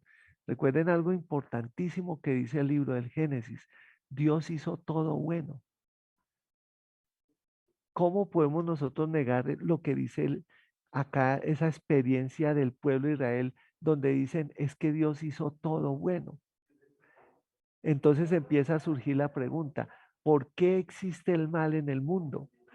¿Por qué existe el sufrimiento? ¿Por qué existe el dolor? ¿Ven cómo es interesante? Porque esos son temas actuales también. Pero ellos se preguntaron, ¿por qué hubo destrucción? Si Dios hizo todo bueno, ¿cómo llegamos hoy a quedarnos sin nada? Exiliados. Entonces ellos empiezan a tejer y a reflexionar que esa destrucción se da por unos efectos, unas causas, es un efecto. Y empiezan a mostrarlo de una manera, yo digo, pedagógica, didáctica, catequética, incluso el Pentateuco.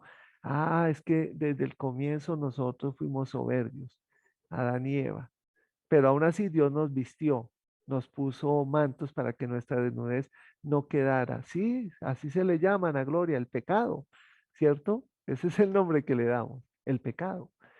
Pero el pecado tiene formas concretas. Un hermano contra un hermano, un pueblo contra otro pueblo, un país contra otro país, una autoridad contra su gente. ¿Ven? Esos son los nombres que los podemos ir sacando desde los textos. Desobediencia, ¿sí? Pero démosle la forma a la desobediencia. Exacto. Entonces, eso creo que es lo importante que reflexionemos nosotros en estas lecturas, darle el nombre concreto y ver cómo se tipifica en los textos bíblicos, porque ellos lo descubren, lo reflexionan, lo analizan y después lo plasman por escrito para que quede como testimonio, para que no vuelva a pasar, para que no vuelva a pasar. Bien, bueno, muchas gracias. Ahí están bien esos elementos. Entonces, ya después de que Israel es destruido, es deportado, estando en Babilonia, surge la esperanza. ¿Ven? No todo se acaba. Entonces ellos, la reflexión que vemos en los libros del Antiguo Testamento, principalmente Pentateuco e históricos y proféticos, hasta cierta parte, son toda una mirada hacia atrás. No quiere decir que no se escribió algo atrás, antes, sí, antes del exilio se escribieron textos, tradiciones, libros completos no. Se empiezan a escribir de manera completa en la época posexílica, pero ya concretando la reflexión del pueblo de Israel. Sí, gracias por la reflexión, José Luis. Dios nos hizo rectos, somos nosotros los que desviamos esa rectitud. Entonces, aquí en la restauración surgen unas tensiones entre varias tendencias. Son dos que el autor nos presenta muy interesantes. Hay una tendencia moderada, que es lo que nosotros manejamos. Yo no sé si ustedes han estudiado alguna vez esa teología de lo que llamamos el pequeño resto. Pregunta, para ustedes, ¿qué es el pequeño resto? Dos, tres personas que escriban. ¿Quiénes son el pequeño resto? porque ojo que ahí hay diferencias de perspectiva. Les voy a hacer caer en cuenta.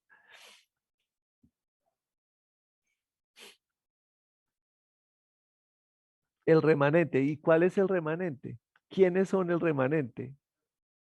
Ese es el resto, el remanente. ¿Quiénes son? El pueblo de Dios, pero el pueblo de Dios son todos. ¿Ven? Si es pequeño, no puede ser el pueblo de Dios. ¿Ven cómo es de interesante? Es que es una pregunta, no es simple. Israel y gentiles, ahí se abre más. Ya, Jace y José Luis. Entonces, miren, hay dos miradas. El pequeño resto pueden ser los exiliados, ¿sí? Porque son llevados de su tierra, son despojados. Pero ojo, recuerden quiénes fueron deportados. ¿Quiénes fueron? Los sacerdotes, los nobles. Sí, Elena, muy bien, los fieles. Pero ¿quiénes fueron los fieles? Porque estando en Babilonia, muchos de los deportados no quisieron regresar. ¿Por qué? Porque se acomodaron allá, se instalaron. Claro, eso favorece después todo lo que son las tradiciones babilónicas, lo que es el Targum babilónico, los Targumim, favorece la mirada de la Biblia, pues babilónica, ¿cierto? El códice de por allá. Pero Israel unificado no volvió, todos no volvieron. Incluso miren, esto es otra mirada, otra mirada. La crítica que se hace desde el texto de Abraham. Abraham es un peregrino errante que regresa pasa por el desierto. ¿Y cómo pasa? Con burros, oro, ganado, riquezas. ¿A ustedes les parece coherente eso? Y es como ir uno por una barriada con zapatos de charol, muy elegante, en un barrio donde no hay servicios públicos, donde no hay agua potable. Entonces, ahí hay una crítica a aquellos israelitas que no quisieron regresar o que querían regresar con todas sus comodidades que tuvieron en Babilonia. Entonces, esos son el resto, posiblemente ellos que son las víctimas que fueron llevados. Pero también otra mirada, más desde un contexto de pobreza, quienes quedaron en Jerusalén y en Judea fueron los campesinos, los no cultos, que quedaron con todo destruido. ¿Cómo hicieron ellos para sobrevivir? ¿No se han hecho esa pregunta? Y ellos miren cómo es de interesante, porque aquí hay muchos temas que ahorita no los podemos hablar, pero yo se lo dejo ahí para que les dé inquietud. Ellos conservaron la fe original en Dios, porque estaban más cercanos a su lugar, aunque destruido. En cambio, en Babilonia, acuérdense que se cambiaron muchas cosas, porque allá es donde nace el judaísmo y hacen una nueva lectura de la Torá. No quiere decir que no sea válida, claro, pero el judaísmo nace desde Babilonia. Y cuando llegaron allá a Jerusalén y encontraron a esta gente que en cierto modo se les quiso poner, ¿por qué? Porque ellos descubrieron, oiga, estos vienen con cosas nuevas y raras, ¿por qué? Si ven, ahí hay otro resto. Entonces noten que ahí hay tensión, yo no estoy diciendo cuáles sí, cuáles no, ahí hay tensiones. Eso es importante porque ya lo mencioné al comienzo dentro de los criterios. Un remanente, Dios dice al día, yo me he guardado 7,000, sí, exactamente, pero hay varias formas de hablar del resto. Y cuando Jesús lo dice al pequeño resto, no te preocupes, no temas, pequeño resto. ¿Quiénes son esos destinatarios? Pero también hay una mirada radical, por otro lado, que son los que llamamos los pobres de Yahvé. Ese es otro término, ¿cierto? Entonces eso ya se ve, esa tensión, como se lo acabé de explicar, espero haber sido más o menos claro, en las redacciones finales del Pentateuco, en los libros de Josué, de Reyes, en la obra cronista que quiere mostrar es a Jerusalén en su historia para justificarlo, la dinastía davídica, el libro de Job que nos muestra la inocencia de Job ante los culpables que son sus amigos, que le querían decir es que tú pecaste, tú te portaste mal, por algo hiciste mal, por eso Dios te castigó. Y el texto en este caso demuestra que Job es inocente. Claro, algo más le faltaba. Capítulo 28 creo que es donde habla de la sabiduría de Dios, que ante Dios todos debemos reconocer, como le escribieron ustedes, nuestro reconocimiento ante Dios. ¿Ven? Manada pequeña, bonita esa expresión. Gracias, si no supe decir tu nombre. Entonces vemos las confesiones en el segundo, en Isaías también, vemos en los capítulos 26, 7 al 19, la salvación de los pobres. Si ven, aquí sí ya empezamos a hablar de una predilección de Dios por los pobres. Y las confesiones de Jeremías, acuérdense ese, ¿cierto? Me sedujiste, Señor, y me dejé seducir. Entonces ya es una experiencia más de interiorización que vive el pueblo de Israel, y por medio de esa interiorización Eliú que se reconviene a Job, sí, pero Eliú era más equivocado que el mismo Job, ¿cierto? Los tres amigos. ¿Qué perspectivas vemos acá? Primero, hay una seguridad en la victoria sobre los perseguidores, pero eso no quita el sufrimiento del inocente. Eso hace ver que hay un cambio inesperado también. Segundo, el templo es signo y lugar de la salvación esperada, claro, pero aquí tenemos otra mirada, la comunidad es la que hace esa bait, esa casa.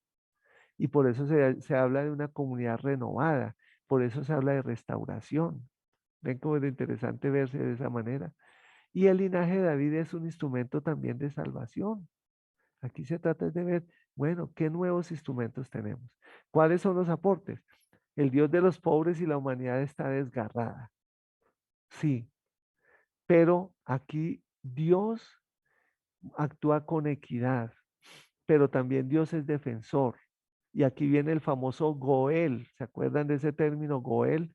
El defensor de la viuda y del pobre. ¿Quién es? ¿El rey? ¿Los ministros? No, el sacerdote menos, porque la mujer tenía que llevarle al sacerdote su ofrenda, si no, no podía entrar. No, es Dios el Goel. También se hace ver lo efímero de la vida, lo pasajero, y la eternidad de Dios que siempre permanece firme y estable. ¿Ven cómo es interesante esa reflexión teológica? Y es hoy una reflexión que nuestra sociedad quiere mostrarnos es lo pasajero. Hoy cambias tu celular que lo compraste hace 2 meses. Hoy compras zapatos nuevos, los compraste hace medio año. Todo es cambiable, todo es pasajero, es desechable. Y acá se afirma lo contrario. Claro, con la experiencia efímera también de la vida. Y por último, se plantea la cohesión y confianza hasta ser que este es un elemento negativo en cierto modo, pero no digamos por eso invisible acá, llegar a un conservadurismo social y religioso, que es lo que realmente los protege a ellos, ¿cierto? Volverse conservadores. Esto es lo que debemos vivir, así lo pide Dios y de eso debemos guardarnos. En cierto modo nosotros lo somos. Somos esos radicales, esos pobres de Yahvé. Y ser dependientes de la gracia de Dios. Eso es una mirada teológica también. Depender de la acción de Dios. Muy bien. Bueno, la voz del pobre es la voz de Dios. No necesariamente, ¿cierto, Jaycee? Porque muchas veces el pobre desde qué condición habla, ¿cierto? En cambio, Dios sí habla desde el pobre, cuando el pobre reclama justicia, cuando reclama rectitud, solidaridad, amor, ¿sí?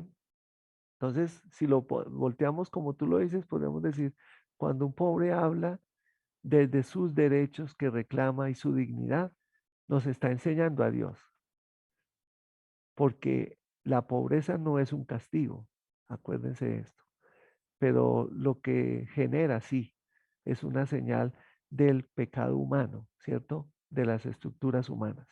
Es señal de eso, no de castigo. Bueno, hermana, yo creo que debemos dar ya pauta a preguntas, ¿cierto? Y nos quedó faltando el último punto. Pero yo ese intencionalmente dije, si no alcanzamos, lo dejo para empalmar con la historia del Nuevo Testamento. Entonces creo que aquí podemos dejarlo. ánimo pues, quienes quieran participar, opinar, aportar. Esto es una mirada, ¿cierto? Con algunas perspectivas que pueden ser eh, cuestionables. Estoy totalmente de acuerdo, lo acepto, pero también creo que es para que nos motivemos un poco más. Gente orgullosa, la palabra orgullo también tendríamos que matizarla, ¿cierto? Porque es que el lenguaje, es muy interesante el lenguaje, por eso. La pobreza no es señal de indignidad humana tampoco, ¿cierto? Entonces yo creo que el que es pobre no es indigno. Los que son, lo que pasa es que la sociedad los hace ver como indignos. ¿Ves? Somos nosotros los que hemos creado categorías sociales, los que hemos creado estratos sociales. Pero acá no se habla tanto de eso. Se empieza a denunciar que el rico se olvidó del pobre, que el sacerdote se olvidó de su fidelidad a su culto, que el rey se olvidó de cuidar al pueblo. ¿Ven? Es en ese sentido de la reflexión, pero sí, debemos sentirnos, digamos, en ese caso, no sé si decir orgulloso, ¿cierto? Sino decir, bueno, la pobreza no me hace menos ser humano, bien, menos persona. ¿Qué otro comentario? Si alguien quiere hablar también pueden, ¿cierto, hermana? Y les habilitan. Que levanten la manito y de una vez les ponen el micrófono.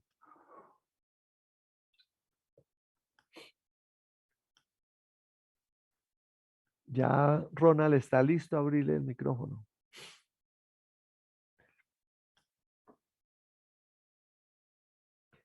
¿Qué sucede?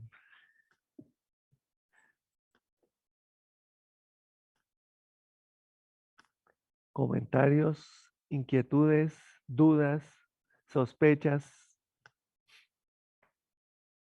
ideas que surgen, experiencias de lecturas.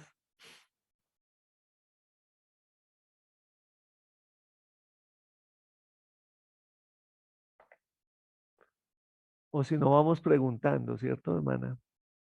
Por nombres, para que nos den algún comentario. Compartamos. Bien, por ejemplo, eh, Carmen Jessica, ¿qué podrías decirnos como un pequeño aprendizaje de este momento? Cristóbal, algún comentario, porque estos son aprendizajes. Yo digo, acá no se trata de que sentemos doctrina, ¿cierto? Sino de que nos acerquemos de diferentes maneras a los textos que nos ayuden a comprender nuestra fe, pero también a ver nuestros contextos humanos y sociales. Gloria Escobal, ánimo, tenemos unos minutos para participar.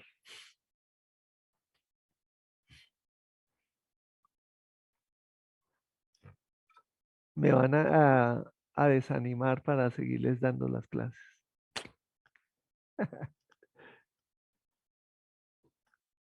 Ana Gloria sí está participando juiciosa, ya acá la tengo. Berly, ahí tocas a los juiciosos premiarlos. Magdalena, bien, estamos hoy como un poco cansados, ¿cierto? Yo creo que es más bien eso que nos hace ver. Bueno, entonces vamos a sacar entre todos algunas conclusiones, ¿no les parece? Para que veamos esos elementos. Bien, por ejemplo, algunos elementos que pueden ser desde el aspecto religioso, o sea, desde el aspecto, acá se habla del Dabayit, de la casa de Dios.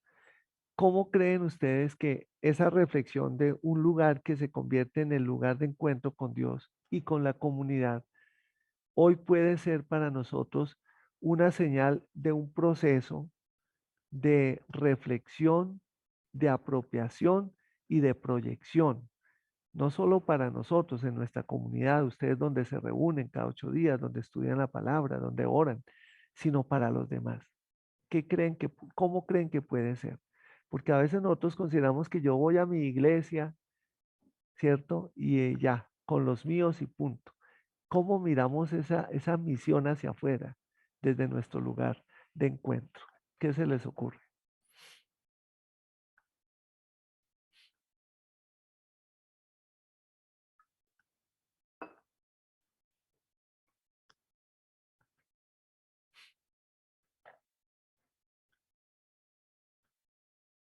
Nada.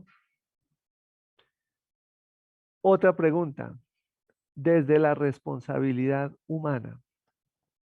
Aquí los textos insisten mucho en eso, ¿cierto? Dios se mantiene fiel.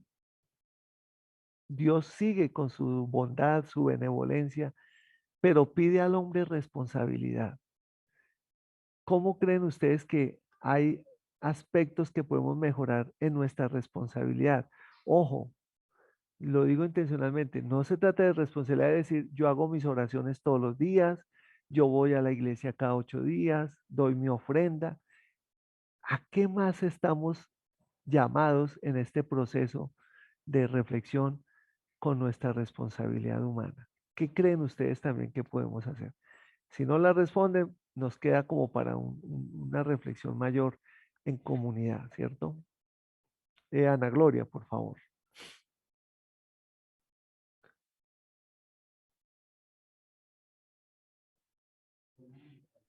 Puedes desactivar, puedes, Ya, ahí está, Actívalo, Ana ya, Gloria. ya. Nuestra responsabilidad no es solo en nuestra comunidad, en nuestro entorno, ¿no? Porque el Señor nos ha mandado a predicar el Evangelio afuera. Y bueno, al llevar la palabra de Dios a los de afuera, también podemos ayudarles en sus necesidades, ¿no? Ver qué es lo que ellos necesitan, porque eh, como hay un dicho, ¿no? No tenemos que dar el evangelio del hambre, pero sí debemos dar el evangelio de la palabra de Dios, ¿no? Al ir afuera a una persona, aparte de que le estoy dando la oportunidad de conocer a Cristo, luego también ver su necesidad. Puede ser eso, ¿no? Sí, muy bien. Sí, yo hablo un poco hablaría de desinstalarnos, ¿cierto? Creo que eso es un movimiento que hoy no solo es social, es también teológico. Y ahí me iría un poco a lo que dijo una de ustedes del pobre, ¿cierto? Del pobre voz de Dios, porque es que antes posiblemente pensábamos que la gente llegaba a nuestra iglesia o a nuestro lugar de encuentro y era abundante, pero hoy tenemos que ir, porque hay muchas dificultades, ¿cierto? Para la gente encontrar sentido. Miren, ahora hace poco, antes de empezar la clase, me escribe una familiar y me dice, estamos en shock porque mi hijo, que tiene 12 años, dijo que él no cree en Dios, que él sabe que existe Dios y que existe el diablo, pero él no cree en Dios, que él no siente que crea en Dios. Un niño de 12 años y me dice, ¿qué podemos hacer? ¿Cómo me pueden ayudar? Yo les dije, no se preocupen, él está en una edad en la cual hay muchas miradas, sus compañeros, su colegio, sus profesores, lo que escuchan, lo que leen. Entonces no se afanen, escuchen la experiencia de él, déjenlo hablar, ¿cierto? Entonces yo creo que es un desafío, salir de este lugar donde ya todos nos entendemos, todos sabemos los mismos cantos y oramos y leemos la Biblia. ¿Por qué no vamos donde alguno que o no le interesa o no le formaron ese sentido o no ha tenido la experiencia y de pronto lo está esperando para que la tenga con nosotros? ¿Ven? Entonces ahí hay un elemento que me parece interesante porque Israel, uno de los grandes errores de Israel fue considerar que como era el pueblo elegido, separado y consagrado, no tenían que hacer nada. Y Ezequiel es duro con ellos, dice, no, y Jeremías y Isaías también, y lo veremos con Pablo. No, es que se durmieron ustedes, porque su misión no era esperar que le llegaran, era desde ahí irradiar. Eso me parece importante en la reflexión profética también. Y esa creo que es parte de nuestra reflexión. Para mí hay una experiencia bonita del Nuevo Testamento y es las comunidades domésticas, las casas, las familias. ¿Cómo estamos haciendo esa evangelización en familia? Cuando hay muchos temas que podemos abordar hoy entre nosotros de necesidades, de vacíos que tenemos, de amistad solamente. Como les decía, los jóvenes hoy no hablan pero necesitan ser escuchados. ¿Cómo hacemos para generar esas estrategias de escucha, cierto? Y de expresión. Muy bien, agradezco a Juan.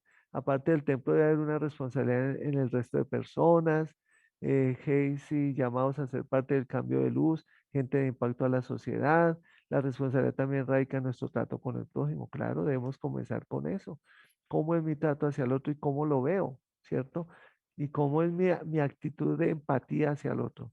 En ese caso, Israel tuvo que aprender que no solo son ellos, sino que el extranjero también participa, que si hay esclavitud, cómo pensamos en abolir eso, que si hay pobres, cómo pensamos en apoyarles, el jubileo, todos esos elementos entrarían ahí en diálogo.